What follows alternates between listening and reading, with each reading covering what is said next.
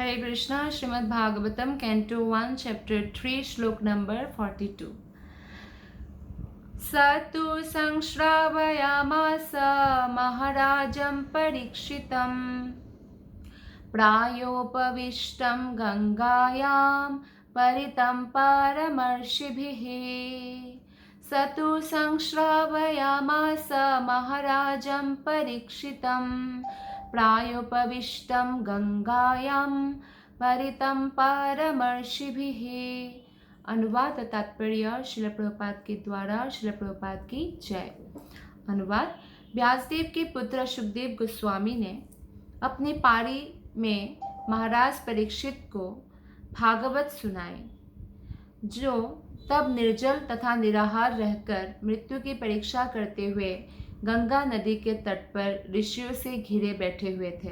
तो परीक्षित महाराज को जैसे ही पता चला कि ऋषि ने उनको श्राप दिया है कि 7 दिन के अंदर उनकी मृत्यु हो जाएगी, तो तभी वो आमरण जो है व्रत रखा, पानी भी नहीं पिया, ना कुछ ग्रहण किया, और सुखदेव गोस्वामी से गंगा के किनारे भागवत श्रवण करने बैठ गए।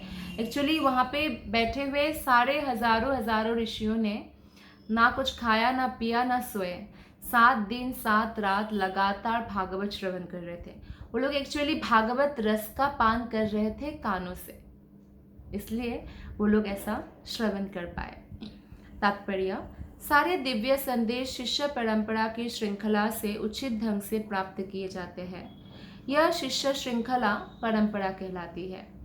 तो 4 परंपरा जो है प्रामाणिक है, जो ब्रह्मा जी से शुरू हुआ है, ब्रह्मा मध्व गौड़ीय संप्रदाय, लक्ष्मी जी से शुरू हुआ है श्री संप्रदाय, कुमार संप्रदाय जो ब्रह्मा के 4 पुत्र से शुरू हुआ है कुमारों से, और रुद्र संप्रदाय जो भगवान शिव से शुरू हुआ है। इन चारों संप्रदाय में भगवान विष्णु की भक्ति यानी भगवान कृष्ण की भक्ति के बारे में ही बताया जाता है। ऐसा नहीं कि रुद्र संप्रदाय है तो भगवान शिव की भक्ति के बारे में, क्योंकि भगवान विष्णु ही या कृष्ण ही, राम ही हमें मुक्ति प्रदान कर सकते हैं, इस भगवत धाम तक हमें ले जा सकते हैं।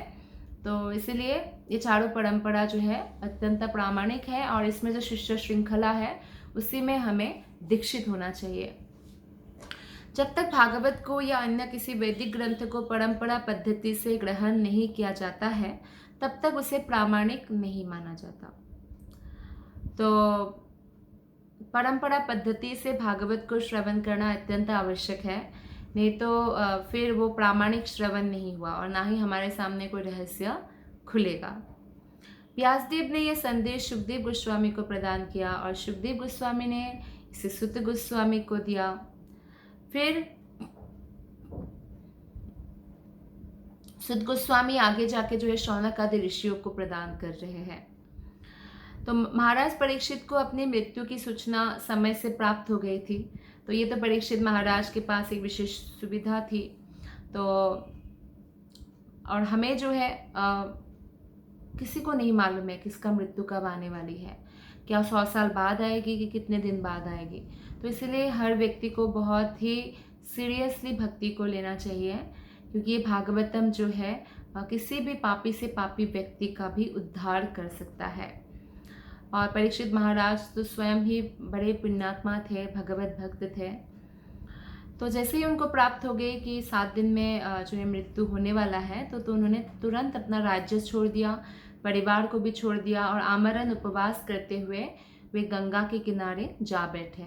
उनकी राजसी स्थिति के कारण सारे ऋषि मुनि चिंतक योगी वहाँ पहुँच गए। उन सबों ने उन्हें उनके तात्कालिक कर्तव्य के बारे में कई सारा सुझाव दिया, और अंत में यह तय हुआ कि सुखदेव गोस्वामी से वे भगवान कृष्ण के विषय में श्रवण करें। इस प्रकार परीक्षित महाराज को भागवत सुनाई गई। मायावादी दर्शन के उपदेशक तथा जो परम ब्रह्म के निर्गुण रूप के समर्थक है श्रीपाद शंकराचार्य ने भी संतुष्टि की है कि मनुष्य को भगवान श्री कृष्ण की चरण कमलों की शरण ग्रहण करनी चाहिए, क्योंकि वाद विवाद करने से किसी लाभ की आशा नहीं है। तो शंकराचार्य कहते हैं भज गोविंद भज गोविंद भज गोविंद मूढ़मते मूर्ख, ये वाद विवाद छोड़ो और कृष्ण का भजन करो। उन्होंने अप्रत्यक्ष रूप में यह स्वीकार किया कि वेदांत सूत्र की उन्होंने जो अलंकारमयी वैयाकरणिक व्याख्या की है उससे मृत्यु के समय कोई सहायता नहीं मिल सकती है। आसन्न मृत्यु के निर्णायक समय पर मनुष्य को गोविंद का नाम का जप करना चाहिए, और गोविंद नाम के जप का जो फल है वो हम कितना ही पुण्य कर्म करें वो उसके सामने बहुत तुच्छ है। तो ये चैतन्य चरितामृत आदिलीला 3.79 के तात्पर्य में उल्लेख है कि वैदिक शास्त्र का कथन है, गोकोटिदानम ग्रहणे खगस्य, किसी ने अगर सूर्य ग्रहण के समय करोड़ों करोड़ों गाय भी दान कर दिया हो। प्रयाग गंगोदक कल्पवासः, और करोड़ों वर्ष तक कोई अगर प्रयाग यानी गंगा यमुना के संगम में भी निवास करता हो। यज्ञायुतम मेरु सुवर्ण दानम, और कोई अगर यज्ञ आदि करने के बाद सोने का पर्वत जैसा सोना भी दान कर दिया हो। गोविंद कीर्तिरन समम शतांशे, तो भी हरे कृष्णा कीर्तन से प्राप्त होने वाले लाभ का शतांश भी अर्जित नहीं कर सकता। तो सारे पुण्य कर्म अलग है और गोविंद का नाम जप पूर्णतया जो है आध्यात्मिक है। तो इसलिए भगवान का नाम के बराबर कुछ भी नहीं हो सकता है। तो इसलिए आसन्न मृत्यु को जानकर हर व्यक्ति को हरे कृष्ण महामंत्र का जप करना चाहिए। बहुत काल पूर्व सुखदेव गोस्वामी ने इस सत्य का कथन किया कि अंत समय में मनुष्य को नारायण का स्मरण करना चाहिए। यही समस्त आध्यात्मिक कार्यों का सार है। इसी शाश्वत सत्य के पालन हेतु महाराज परीक्षित ने श्रीमद् भागवत सुना और सुयोग्य सुखदेव गोस्वामी ने उन्हें इसे सुनाया। तो भागवत संदेश का वक्ता और श्रोता दोनों ही एक ही माध्यम से मुक्ति पा गए। तो जो भी श्रीमद् भागवतम का श्रवण करते हैं या जो भी श्रीमद् भागवतम सुनाते हैं, दोनों को ही परम लाभ प्राप्त होता है। यहाँ तक कि श्रीमद् भागवतम में खासकर जो ध्यान पूर्वक सुनकर जो उनके हृदय में प्रश्न उठता है, उसको पूछते हैं जिज्ञासा को शांत करने के लिए, उनको भी आध्यात्मिक प्रगति तीव्र होती है। और साथ ही जो भागवतम का अध्ययन ध्यान पूर्वक करते हैं, ये नहीं कि बस खत्म करना है तो फास्ट पढ़ लिया, ऐसा नहीं, बल्कि ध्यान पूर्वक पढ़ते हैं, समझ कर पढ़ते हैं, तो उनको काफ़ी लाभ होता है। भागवतम कोई कैसे भी पढ़े तो उनको लाभ तो होगा, लेकिन जब कोई ध्यान पूर्वक पढ़ेगा तो उसे समझ पाएगा, क्योंकि उनको कृष्ण की कृपा प्राप्त होती है। तो ये था 42 श्लोक का तात्पर्य। अब फर्स्ट कैंटो 3rd चैप्टर का 43 श्लोक हम पढ़ने जा रहे हैं। कृष्णे स्वधामुपगते धर्मज्ञानादिभिः सह कलो नष्टदृशामेष पुराणार्कोऽधुनोदितः। तो पुराणार्कोऽधुनोदितः मतलब ये भागवत पुराण जो है सूर्य के समान तेजस्वी है और धर्म ज्ञान आदि के साथ कृष्ण के द्वारा अपने धाम चले जाने के बाद ही इसका उदय हुआ। क्योंकि जब भगवान कृष्ण अवतरित हुए और जब द्वापर के अंत में भगवान चले गए तो तुरंत ही जैसे अज्ञान फिर से प्रवेश कर जाता। तो इसीलिए भगवान ने कृपा करके साहित्य अवतार के रूप में, भागवतम के रूप में हमारे जीवन में आए। तो जिन लोगों ने कलियुग के अज्ञान गहन अंधकार में अपना दृष्टि खो दी है, यानी अज्ञानता में, नास्तिकता में, और अपनी दृष्टि, आध्यात्मिक दृष्टि खो दी है, तो ये भागवत पुराण से उनको प्रकाश प्राप्त होगा। तात्पर्य, तो भगवान श्री कृष्ण का अपना शाश्वत धाम है गोलक धाम, जहाँ वे हमेशा रहते हैं अपने पार्षदों के साथ, साज सामग्री के साथ, नित्य भोग करते हैं। भगवान की जो लीला गोलक धाम में होती है उनको अप्रकट लीलाएं कहा जाता है, क्योंकि वो हमारे सामने प्रकट अवस्था में नहीं है। लेकिन भगवान जब इस भौतिक जगत में आके वृंदावन में लीलाएं करते तो प्रकट लीला कहा जाता है। तो एक्चुअली भगवान सदा सर्वदा सब समय में हर स्थान में उपस्थित रहते हैं, लेकिन जब वो हमारे आंखों के सामने आते हैं तो प्रकट कहते हैं, और जब हमारे आंखों के सामने से ओझल हो जाते हैं तो उसे अप्रकट कहा जाता है। तो उनका नित्य धाम उनकी अंतरंगा शक्ति की अभिव्यक्ति है, जबकि भौतिक संसार उनकी बहिरंगा शक्ति की अभिव्यक्ति है। जब वे भौतिक जगत में आते हैं तो वे अपनी अंतरंगा शक्ति में संपूर्ण साज सामग्री का प्रदर्शन करते हैं, जिसे आत्म माया कहते हैं। तो भौतिक जगत में आकर भी भगवान अपने अंतरंगा शक्ति के द्वारा ही प्रकट होते हैं, और भगवान की माया को आत्म माया कहा गया है। भगवत गीता में भगवान कहते हैं कि वे अपनी शक्ति यानी आत्म माया द्वारा नीचे उतरते हैं, अतः उनका रूप, नाम, यश, साज सामग्री, धाम आदि भौतिक सृजन नहीं है, वो सभी आध्यात्मिक है। वे पतित जीवों के उद्धार हेतु तथा धर्म के सिद्धांतों की स्थापना के लिए अवतरित होते हैं, जिनका वे स्वयं प्रदर्शन करते हैं। तो भगवान बद्ध जीवों के प्रति भी दयालु है, सिर्फ मुक्त जीवों के प्रति ही नहीं। तो भगवान स्वयं इसलिए आते हैं ताकि बद्ध जीवों का भी उद्धार हो सके, बद्ध जीव उनके लीलाओं को स्मरण कर सके। अगर भगवान हमेशा अपने धाम में ही रहेंगे तो हम उनके बारे में कभी नहीं जान पाएंगे। तो इसलिए हम पर कृपा करने के लिए कृष्ण बारंबार आते हैं। ईश्वर के अतिरिक्त कोई भी धर्म के सिद्धांतों की स्थापना नहीं कर सकता। या तो वे या उनके द्वारा शक्ति संचारित किया गया कोई सुयोग्य व्यक्ति ही धर्म की संहिता का नियमन कर सकता है। वास्तविक धर्म का अर्थ है ईश्वर को जानना, ईश्वर को समझना, या ईश्वर के साथ जो अपना संबंध है उसको जानना कि भगवान के साथ हमारा संबंध क्या है। तो भगवान के साथ जो हमारा संबंध है, हम उसे जान गए कि भगवान के हम अंश हैं, तो हम अब उनको प्राप्त करना चाहते हैं। तो क्या पद्धति है, क्या उपाय है जिससे हम प्राप्त करना चाहते हैं? और उपाय है हरे कृष्णा कृष्ण कृष्णा हरे हरे, हरे राम राम राम हरे हरे। इस महामंत्र का जप करना उपाय है, और फिर हमें कृष्ण प्रेम प्राप्त हो जाएगा। तो ये कर्तव्य है आत्मा का। तब हम भौतिक शरीर छूटने पर गंतव्य स्थान जो अपना घर है हमारा, वहाँ हम पहुँच जाएंगे, भगवत धाम। माया के पाश में बंधे बद्ध जीव बड़ी मुश्किल से जीवन के इन सिद्धांतों को जान पाते हैं। उनमें से अधिकांश पशुओं की तरह खाने में, सोने में, खुद की रक्षा करने में या मैथुन करने में ही व्यस्त रहते हैं। तो ऐसे मनुष्य को पशुओं का समान माना गया है, और इसलिए जब उनका मनुष्य जीवन खत्म होता है तो वो फिर से पशु बनते हैं। तो हमें ऐसा नहीं करना चाहिए, क्योंकि मनुष्य जीवन धर्म जानने के लिए, आत्मा का क्या धर्म है, भगवान की सेवा आत्मा का धर्म है, उसको जानने के लिए मनुष्य जीवन हमें प्राप्त हुआ है। और तो अधिकांशतया धार्मिकता, ज्ञान या मोक्ष के नाम पर इंद्रिय भोग में लगे रहते हैं। इस कला प्रधान कलयुग में तो वे और भी अंधे बन चुके हैं।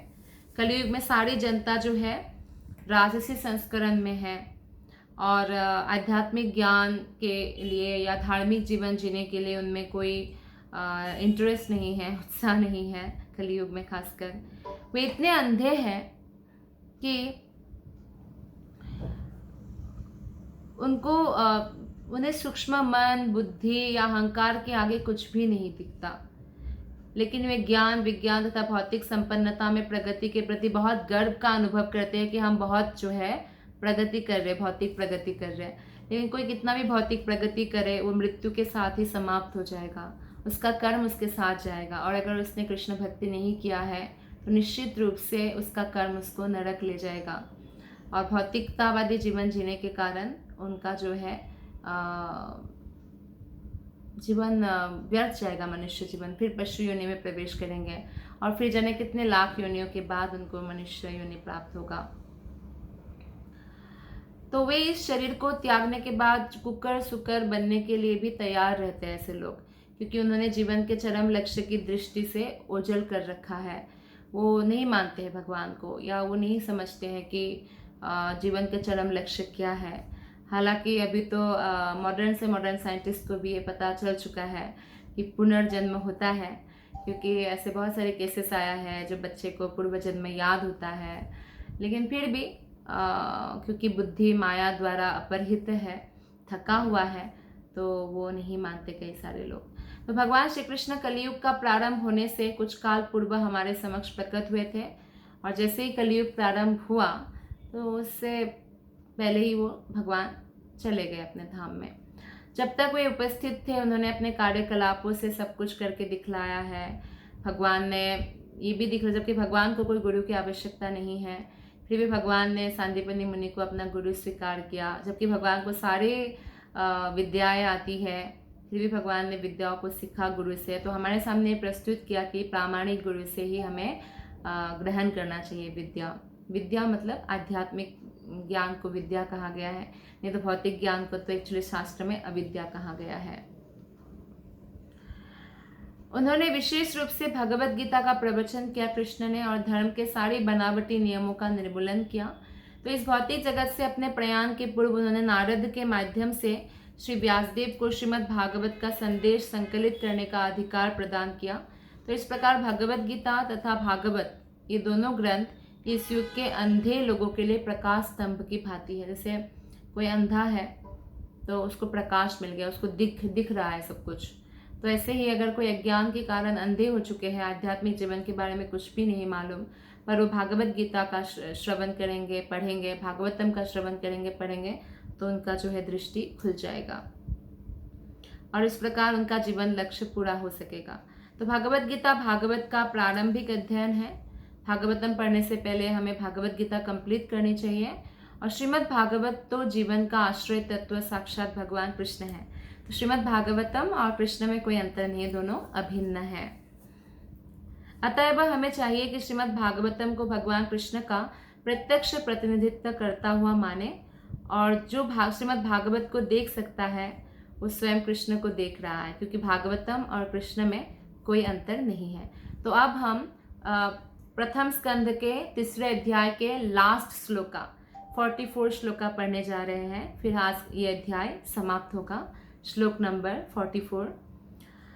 तत्र कीर्तयतो विप्रा विप्रर्षिर्भूरि तेजसः अहं चाध्यागमं तत्र निविष्टस्तदनुग्रहात् सोऽहं वा श्रावयिष्यामि यथाधीतं यथामति। अनुवाद और तात्पर्य श्रील प्रभुपाद के द्वारा। श्रील प्रभुपाद की जय। अनुवाद। हे विद्वान ब्राह्मणों, जब सुखदेव गोस्वामी ने वहां पर महाराज परीक्षित की उपस्थिति में भागवत सुनाया तो मैंने अत्यंत ध्यान पूर्वक सुना। किसने? सुत गोस्वामी ने। और इस तरह उनकी कृपा से मैंने उन महान शक्ति संपन्न ऋषि से भागवत सीखा। सुखदेव गोस्वामी जो प्रामाणिक वैष्णव है उनसे सुना सुत गोस्वामी ने। अब मैं तुम लोगों को वही सब सुनाने प्रयत्न करूंगा जो मैंने उनसे सीखा और जैसा मैंने आत्मसात किया। तात्पर्य। यदि किसी ने सुखदेव गोस्वामी जैसे स्वरूप सिद्ध महात्मा से भागवत सुना है तो उसे भागवत के पृष्ठों में भगवान श्री कृष्ण के प्रत्यक्ष दर्शन हो सकते हैं। तो प्रामाणिक व्यक्ति से भागवत सुनना चाहिए जो प्रामाणिक परंपरा से बिलोंग करते हैं और उन्होंने गुरु से जैसे श्रवण किया एज इट इज हमारे सामने प्रस्तुत करते हैं। तब जो है हम भगवान का प्रत्यक्ष दर्शन भागवत के द्वारा कर सकते हैं। लेकिन यदि कोई चाहे कि वो किसी ऐसे व्यर्थ के किराए के कथावाचक से, जिसको हम किराए में बुला कर लाए हैं कि आपको इतना लाख देंगे, लेकिन वो एक्चुअली भागवत धर्म का पालन नहीं करते, कृष्ण का शुद्ध भक्त नहीं है, ऐसे लोगों से भागवत सीखेगा जिसके जीवन का उद्देश्य ऐसे कथावाचन से कुछ धन कमाकर उसे विषय भोग में लगाना है, तो वो भगवान को अनुभव नहीं कर सकेगा, वो भक्ति प्राप्त नहीं कर सकता है। तो हमें बहुत सावधान रहना चाहिए। ऐसे भी हमें टीवी ऑन करके भी किसी से भी भागवत नहीं सुनना चाहिए, क्योंकि वो बहुत खतरनाक है। भक्ति हमारा नष्ट हो सकता है, भक्ति में हमारा बाधा हो जाएगा। तो इसलिए हमें सिर्फ प्रामाणिक वैष्णव से ही भागवत का श्रवण करना चाहिए। तो भागवत के समझने का यही रहस्य है, तभी हम समझ सकते हैं। ना ही ऐसे व्यक्ति से भागवत समझा जा सकता है जो अपने संसारी पांडित्य से भागवत की व्याख्या करते हैं कि उनको संस्कृत में बड़ा ज्ञान है, श्लोका मेमोराइजेशन होता है बहुत अच्छा और प्रभावशाली व्यक्ति है, तो वो व्याख्या कर रहे हैं, उनसे नहीं सुनना है। जो शुद्ध परम वैष्णव है उनसे सुनना है। यदि कोई भागवत के पृष्ठ में श्री कृष्ण का दर्शन करना चाहता है तो उसे सुखदेव गोस्वामी के किसी प्रतिनिधि से ही भागवत समझना होगा, अन्य किसी से नहीं। भले ही सुखदेव गोस्वामी के जो प्रतिनिधि है परंपरा, गुरु परंपरा में कोई व्यक्ति है, वो बहुत बड़ा विद्वान ना भी हो, लेकिन गुरु परंपरा का वो श्रद्धापूर्वक फॉलो करते हो, श्रवण किया है गुरु से, जो वही बोलता है तो वो प्रामाणिक है। यही एकमात्र विधि है तथा इसका कोई और विकल्प नहीं है। सुत गोस्वामी सुखदेव गोस्वामी के प्रामाणिक प्रतिनिधि हैं, क्योंकि वे उस संदेश को प्रस्तुत करना चाहते हैं जिसे उन्होंने विद्वान ब्राह्मण से प्राप्त किया था। तो सुखदेव गोस्वामी ने भागवत को उसी रूप में प्रस्तुत किया जिस रूप में उन्होंने अपने महान पिता से सुना था। उसी तरह सुत गोस्वामी भी भागवत को उसी रूप में प्रस्तुत कर रहे हैं जिस रूप में उन्होंने सुखदेव गोस्वामी से सुना था। केवल सुनना ही काफी नहीं, मनुष्य को ध्यान पूर्वक मूल तत्व को आत्मसात करना चाहिए। निविष्ट शब्द जो इस श्लोक में है वो बताता है कि सुत गोस्वामी ने भागवत के रस को अपने कानों से पिया। भागवत को ग्रहण करने की यही वास्तविक विधि है कि हम कान से ध्यान पूर्वक श्रवण करें। मनुष्य को चाहिए कि वास्तविक व्यक्ति से अत्यंत सावधानी से सुने, तभी उसे हर पृष्ठ में भगवान कृष्ण की उपस्थिति का अनुभव होगा। यहाँ पर भागवत को ग्रहण करने के रहस्य का उल्लेख किया गया है। जिसका मन शुद्ध नहीं है वो सावधानी से नहीं सुन सकता। जो कर्म से शुद्ध नहीं है उसका मन शुद्ध नहीं हो सकता। जो आहार, शयन, रक्षा तथा मैथुन में शुद्ध नहीं है वो कर्म में भी शुद्ध नहीं होगा। लेकिन यदि कोई सही व्यक्ति से ध्यानपूर्वक सुनता है तो भागवत के प्रारंभिक पृष्ठों में ही उसे भगवान श्री कृष्ण के दर्शन अवश्य ही हो सकते हैं। तो इस प्रकार श्रीमद् भागवतम के प्रथम स्कंद के अंतर्गत समस्त अवतारों के स्रोत कृष्ण नामक तृतीय अध्याय के भक्ति वेदांत तात्पर्य पूर्ण हुआ। तो हमने देखा इस तात्पर्य में कि हमें भागवतम से प्रामाणिक व्यक्ति से श्रवण करना चाहिए, ऐसे व्यक्ति से नहीं जो जन्म, मृत्यु, जरा, व्याधि से कैसे बचना है उसका कोई उपाय नहीं करता है, जो आहार, निद्रा, भय, मैथुन में लगा हुआ है, जो प्रामाणिक गुरु धारण नहीं किया है, प्रामाणिक गुरु के प्रति जो शरणागत नहीं है, तो ऐसे व्यक्ति से नहीं सुनना चाहिए जो प्रामाणिक नहीं है। और भागवतम सुनने के लिए हमें ध्यान पूर्वक सुनना चाहिए। फॉर एग्जाम्पल जैसे पैंडेमिक सिचुएशन है तो मैक्सिमम लोग अभी यूट्यूब से भागवतम सुन रहे हैं, प्रामाणिक व्यक्ति से ही श्रवण कर रहे हैं, लेकिन फिर भी उनको ध्यान पूर्वक श्रवण करना होगा। बेस्ट है जब हम भागवतम क्लास में बैठे तो हम क्या करें, अपना नोटबुक लेकर बैठे, जो चीज़ हमें लगता है कि हम समझ के अच्छे से तो उसको लिख कर रखें, और फिर क्या होगा वो हमारा अपना हो गया। इस प्रकार हम आत्मसात कर सकते हैं। तो भागवतम जब हम पढ़े भी तो भी हम ऐसा कर सकते हैं कि भागवतम को जब हम पढ़ें तब भी हम जो है ध्यान पूर्वक पढ़ें, नोटबुक लेकर रखें, जो नहीं समझ में आया है बार बार पढ़ें और मन को शुद्ध रखें। मन को शुद्ध रखने के लिए हमें हरे कृष्ण महामंत्र का रेगुलर 16 माला जप करना चाहिए और कर्म भी शुद्ध रखें।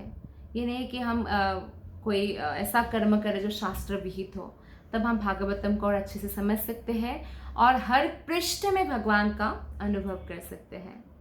धन्यवाद। हरे कृष्ण।